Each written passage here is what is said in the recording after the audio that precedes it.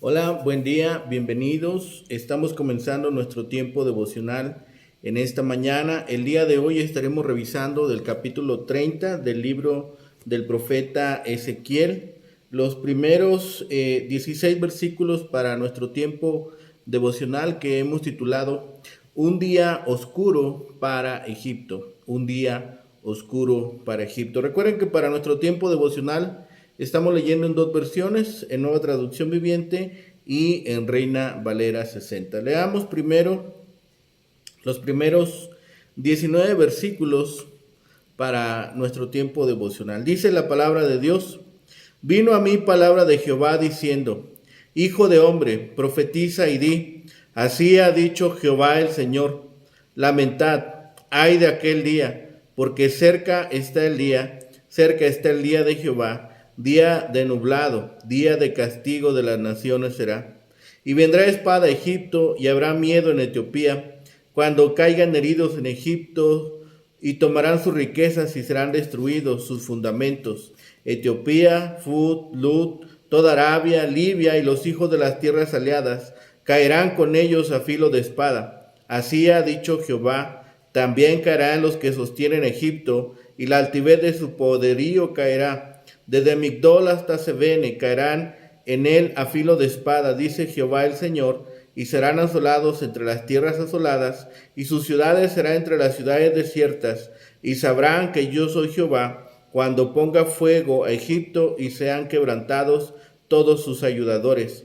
En aquel tiempo saldrán mensajeros delante de mí en naves para espantar a Etiopía la confiada, y tendrán espanto como en el día de Egipto, porque he aquí viene. Así ha dicho Jehová el Señor: destruiré las riquezas de Egipto por mano de Nabucodonosor, rey de Babilonia. Él y con él su pueblo, los más fuertes de las naciones, serán traídos para destruir la tierra, y desenvainarán sus espadas sobre Egipto.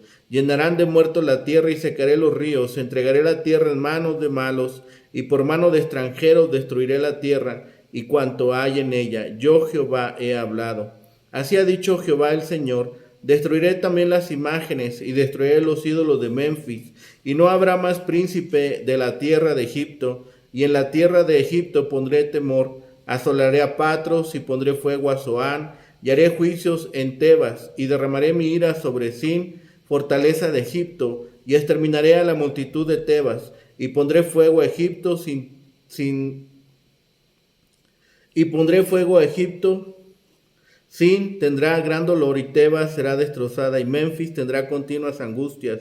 Los jóvenes de Avén y de Pibeset caerán a filo de espada, y las mujeres irán en cautiverio. Y en Tafnes se oscurecerá el día, cuando quebrante yo allí el poder de Egipto, y cesará en ella la soberbia de su poderío. Tiniebla la cubrirá, y moradores de sus aldeas irán en cautiverio. Haré pues juicios en Egipto, y sabrán que yo soy Jehová. La misma porción, capítulo 30, primeros 19 versículos. Este es otro mensaje que recibí del Señor: Hijo de hombre, profetiza y comunica este mensaje de parte del Señor soberano. Lloren y giman por ese día, porque ya se acerca el día terrible. El día del Señor será un día de nubes y de penumbra, un día de desesperación para las naciones. Vendrá una espada contra Egipto, y los masacrados cubrirán el suelo. Se llevarán sus riquezas y destruirán sus cimientos. La tierra de Etiopía será saqueada. Etiopía, Libia, Lidia, toda Arabia y sus demás aliadas serán destruidas en esa tierra. Esto dice el Señor: caerán todos los aliados de Egipto y acabarán la soberbia de su poder. Desde Migdol hasta Zoán serán masacrados a filo de espada, dice el Señor soberano. Egipto quedará desolado, rodeado de naciones desoladas, y sus ciudades quedarán en ruinas, rodeadas de otras ciudades en ruinas. Los egipcios sabrán que yo soy el Señor cuando le prenda fuego a Egipto y destruya a todos sus aliados. En ese tiempo enviaré veloces mensajeros por barco para aterrorizar a los tan confiados etíopes.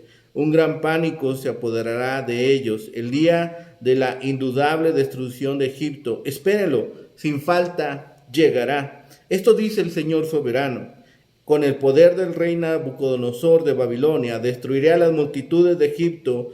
Él y sus ejércitos, los más despiadados de todos, serán enviados para destruir el país. Harán guerra contra Egipto hasta cubrir el suelo con egipcios masacrados. Secaré el río Nilo y venderé el país a hombres perversos. Haré destruir la tierra de Egipto y todo lo que hay allí por manos de extranjeros. Yo, el Señor, he hablado. Esto dice el Señor soberano: rompe en pedazos los ídolos de Egipto y las imágenes que están en Memphis. Ya no quedarán gobernantes en Egipto. El terror se apoderará del país.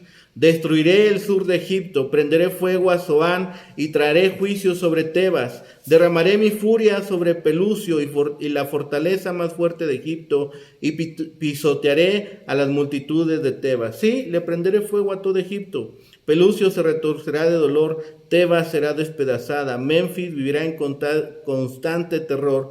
Los jóvenes de Heliópolis y Bubastis morirán en batalla, y las mujeres serán llevadas como esclavas. Cuando yo quiebre el orgullo de la fuerza de Egipto, también será un día oscuro para Tafnes. Una nube oscura cubrirá Tafnes y sus hijas serán llevadas cautivas. Así traeré un gran castigo sobre Egipto, y los egipcios sabrán que yo soy el Señor. En esta profecía vemos un día oscuro para Egipto.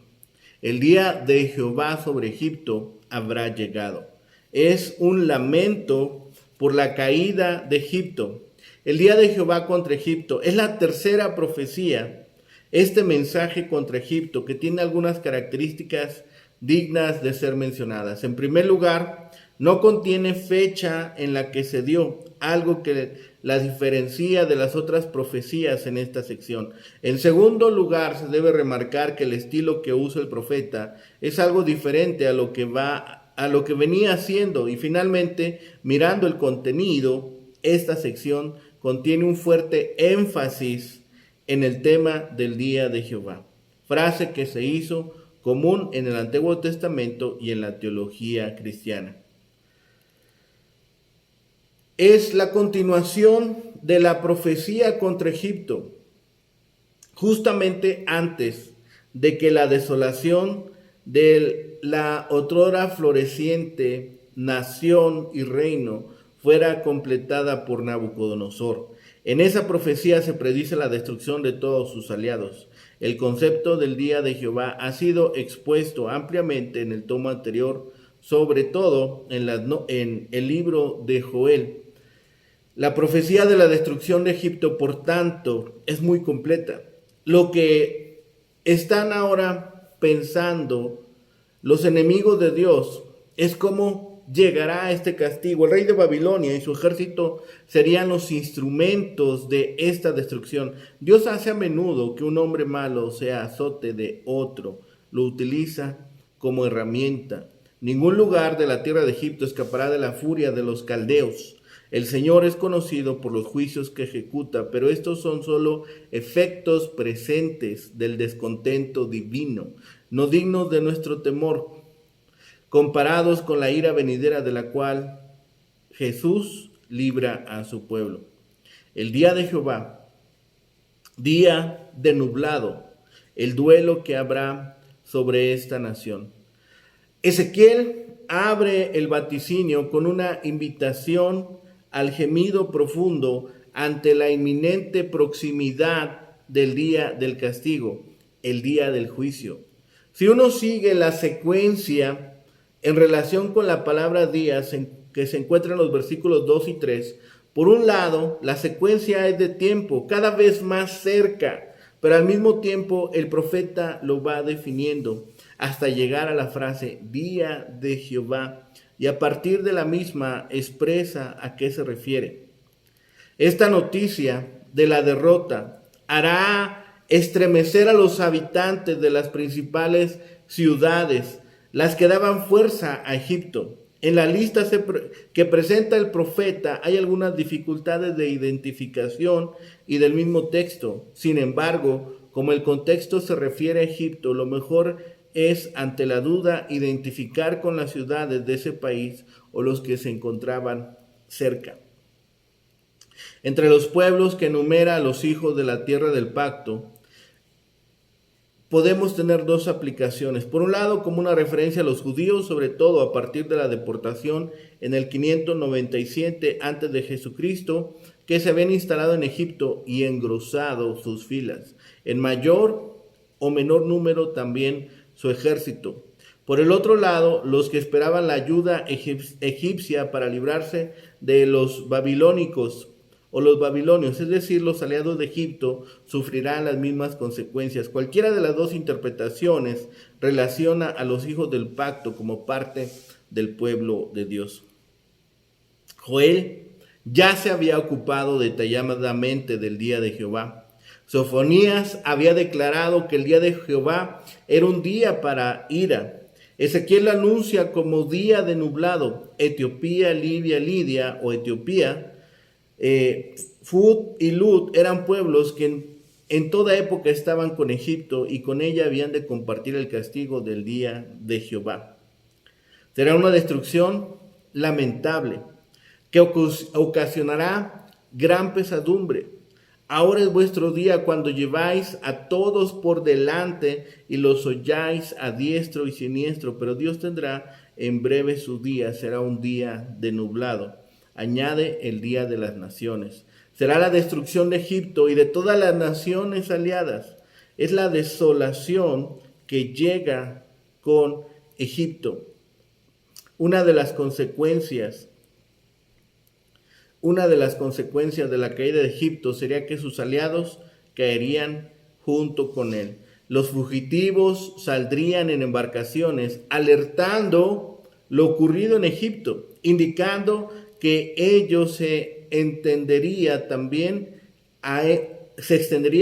a otras naciones.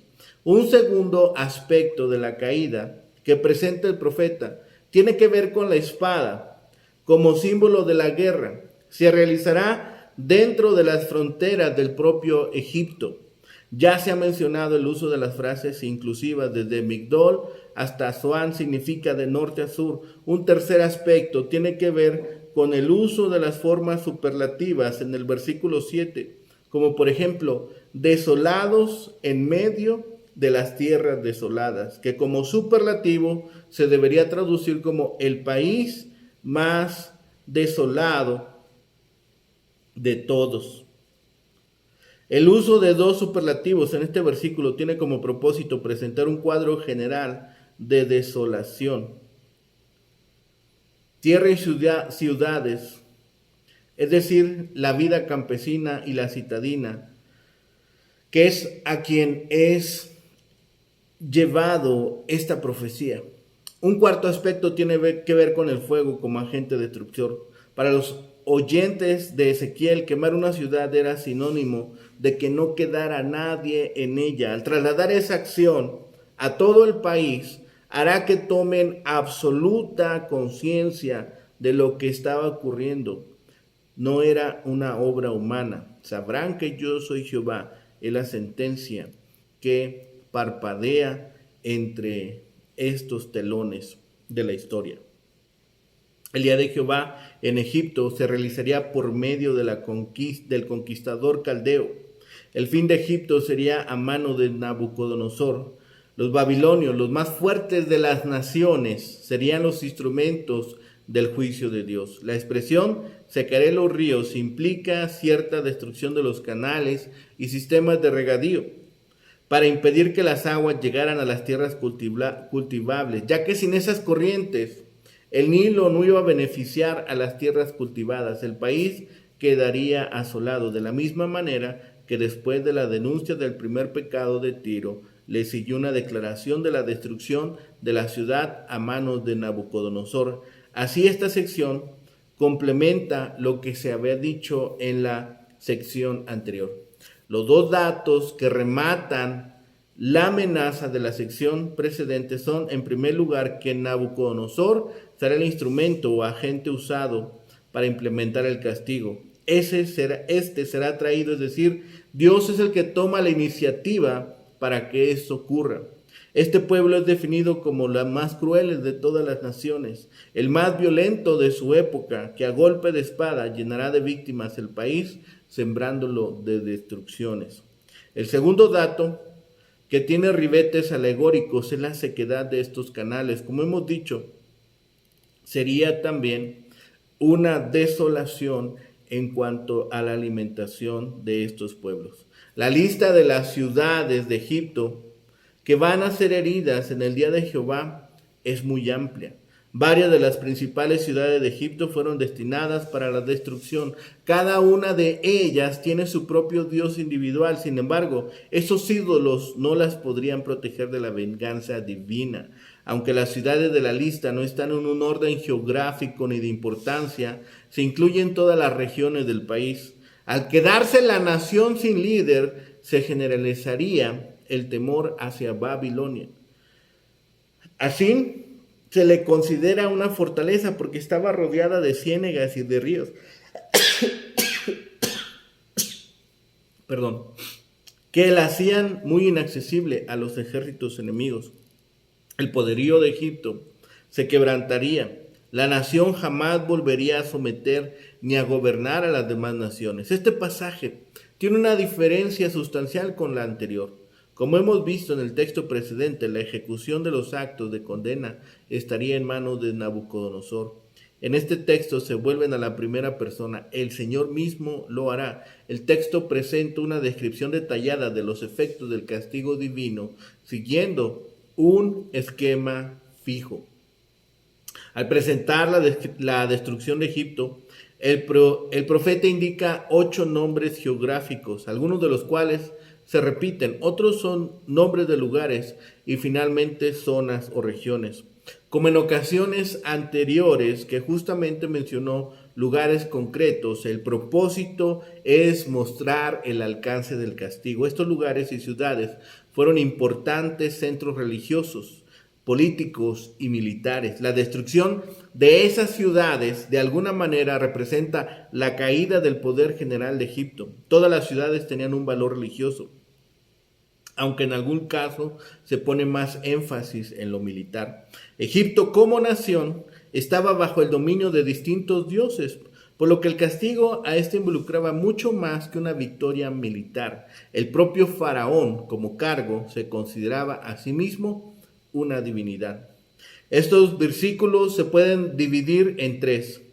En la primera, versículos 13 y 14, Memphis ocupa un lugar importante en el pensamiento del profeta. En torno a su nombre se habla de la destrucción total de sus ídolos, de sus falsos dioses, de quienes los faraones creían descender, y esto llevará consigo la desaparición para siempre de todo príncipe al frente de un Egipto poderoso como antes. La segunda sección, versículos 14 y 16, el profeta selecciona 2 ciudades, una al norte y la otra al sur, cuyos nombres se repiten. Tebas era una ciudad clave del Alto Egipto en el norte, a la que se pone Sin, una ciudad que era la clave del ingreso o la posible invasión para los ejércitos que llegaran de Mesopotamia a través de Canaán. La tercera sección, versículos 16 y 18, comienza con Memphis como la primera sección, que estará bajo angustias, y de allí a otras ciudades del Bajo Egipto. Se menciona la destrucción en un contexto escatológico de oscuridad y compartida de los sobrevivientes al destierro. Representa al último paso del hundimiento definitivo de Egipto como una gran nación bajo el peso del justo juicio de Dios. Este pasaje termina más o menos como comenzó, con una declaración del actuar poderoso de Dios. Él es el que ejecuta los actos justicieros. Jehová entonces de este modo ejecuta su juicio decisivo, y frente a su justicia los hombres aprenden a conocerlo como es, el árbitro inapelable de la historia de los pueblos. ¿Qué sostendría a Egipto? ¿Acaso sus ídolos? Dios lo destruiría. ¿Acaso hallarán su apoyo en la familia real? No habría más príncipe en la tierra de Egipto. Piensan que tendrán la bravura suficiente para resistir al enemigo en el campo de batalla.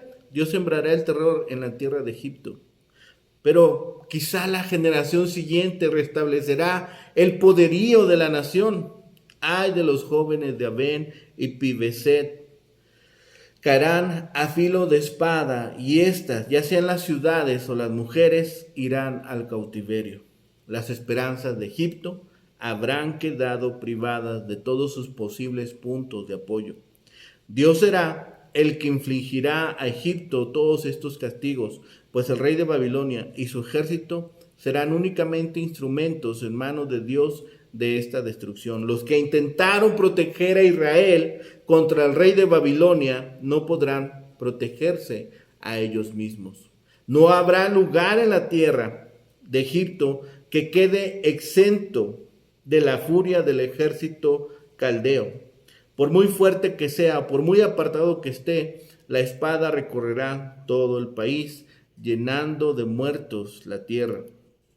La nación quedará sin príncipes, sus ídolos serán destruidos, sus ciudades serán tomadas por asalto. Naturalmente las ciudades serían las que más sufrirían a causa de los invasores. Se describe aquí el juicio que vendría sobre estas naciones aliadas con Judá. Egipto, la potencia más significativa de la alianza, es sobre quien se centra la atención. Dios utilizaría a Babilonia para terminar con las riquezas de Egipto. Los demás aliados sufrirían el mismo destino que Egipto. Los ídolos con que se desviaron a Israel serán quitados y sus reyes entregados en manos de sus enemigos. El resultado de estos juicios es que todas estas naciones sabrán quién es el Dios verdadero, Jehová, el soberano de Israel. Esta tercera profecía no tiene fecha. El profeta, sin embargo, anticipa el juicio venidero y la derrota de la poderosa nación. Las fuerzas de la historia y la naturaleza se combinarían para llevar a Egipto a la ruina, a la desolación, a caer al suelo, a ser pisoteada. La profecía comienza con esta referencia al día venidero del Señor. Anteriormente Ezequiel había anticipado esto, el día del gran juicio, cuando vendría el fin para la tierra de Israel. En esta ocasión, en esta profecía, deja claro que el juicio de Dios sería de carácter universal e internacional. Una espada de juicio devastaría a Egipto y a su vecino en el sur, a Etiopía, así como una espada de devastación ya había sido declarada para la tierra del pueblo escogido en el capítulo 21. Se especifican estas dos fuentes como instrumentos del juicio venidero de Dios. Una en la esfera de la historia y la otra en la esfera de la naturaleza. El emperador babilónico invadiría la tierra y cubría su suelo con cadáveres de los asesinados. Pero Dios también secaría el Nilo, la razón de su orgullo, la razón de su sostenimiento, de cuyas aguas dependía totalmente la nación. Así se burlaría de la jactancia hueca, que de incluso el Nilo estaba controlado por Egipto. El juicio venidero de Dios sería completo. El catálogo de la destrucción venidera para todas las grandes ciudades egipcias indica la amplitud de la visión del profeta. Las ciudades del Bajo Egipto y del Alto Egipto, desde el extremo noreste hasta el área del delta, hasta el extremo sur del Nilo, todas sucumbirían a la devastación divina. Los restos arqueológicos que aún pueden ser vistos por el viajero moderno indican cuán espléndidas eran las ciudades de Egipto. Encarnaron un logro humano extraordinario en su fina arquitectura y estructuras, pero las ciudades, símbolos de la fuerza y el progreso humano, serían incapaces de resistir el inicio del juicio. Ninguna estructura humana puede resistir el poder de Dios. En este oráculo de juicio, Ezequiel penetra la fachada de fuerza y continuidad sobre la que se basa gran parte de la falsa confianza del ser humano. La nación de Egipto representa una civilización verdaderamente extraordinaria en el siglo VI a.C. Había sido fuerte durante unos 2 milenios y medio, un logro sin paralelo en ninguna forma moderna de civilización. Sus grandes logros arquitectónicos encarnaron este mismo sentido de continuidad. Sus pirámides deben haber parecido tan antiguas como el propio Nilo y las arenas circundantes del desierto. Sin embargo, esta civilización antigua y aparentemente perpetua era tan vulnerable al juicio de Dios como cualquier otra nación o pueblo. Su confianza y orgullo podrían romperse cuando los cimientos sobre los que se construyó fueran llamados a juicio. La profecía contra Egipto se erige como un recordatorio perpetuo de la omnipotencia de Dios, por encima y en contra de la potencia temporal de la humanidad. Y lo que era cierto del antiguo Egipto es igualmente cierto de las naciones e imperios modernos. La más duradera de las creaciones de la humanidad está marcada indeleblemente con el signo de la temporalidad. Y para todos nosotros que somos ciudadanos de las naciones y civilizaciones modernas, la naturaleza temporal de la grandeza de Egipto viene como un recordatorio solemne. La durabilidad de una nación o civilización no depende simplemente de los logros singulares de sus diversos miembros. Está sujeta a la soberanía de Dios.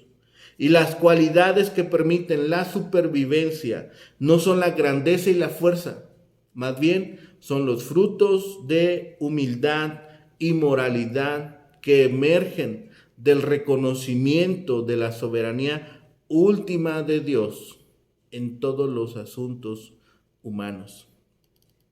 Es lo que sucedió con esta nación. Dios había marcado su final para esta nación y el juicio habría de ejecutarse irremediablemente. Esta profecía en contra de Egipto y sus aliados fue debido a la soberbia y la idolatría de los egipcios. Estos serían abatidos hasta el suelo. Los faraones de Egipto llegaron a declarar que habían creado el Nilo, el río del cual dependía toda la nación. Si Dios secaba el Nilo, la nación de Egipto también sería destruida. La lista de las ciudades que serían destruidas muestra el grado de destrucción. Muestra también la profundidad del castigo de parte de Dios. Se incapacitaría por completo a Egipto. Esto era un mensaje claro para Judá, a fin de que no confiara en la ayuda egipcia en contra de los babilonios. Había pasado este desastre por la infidelidad que mostró Judá. No solamente fue castigada, sino también aquellos que osaron retar a Dios. Cuidemos nuestros pensamientos, cuidemos nuestras palabras, cuidemos nuestros actos, busquemos el rostro de Dios, confiemos en su palabra, mostremos fidelidad, porque Él nos traerá recompensa. No busquemos en alguien más, no busquemos en otro lugar que no sea a los pies de nuestro Señor. Oremos. Bendito Padre Celestial, gracias te damos, Señor, ahora por este tiempo que nos permite, Señor, tomar tu palabra, ser alimentados, exhortados por ella. Padre, permite que sigamos creciendo, que sigamos, Señor, reconociendo que de tu mano obtenemos todo. Señor, permite que en este día podamos compartir de tu palabra con aquellos que lo necesitan, que podamos, Señor, hablar abiertamente con aquellos, Señor, que aún no te reconocen. Señor, permite que sus corazones, sus mentes sean abiertas a tu evangelio, Señor. Lo rogamos, clamamos por ello y pedimos, Señor, que nos permitas unirnos al trabajo que tú ya estás realizando. Todo lo ponemos en tus manos, Señor. Todo clamamos a ti. Lo pedimos por los méritos suficientes de Cristo Jesús, Señor y Salvador nuestro. Amén. Que tengan un excelente día. Que el Señor les bendiga.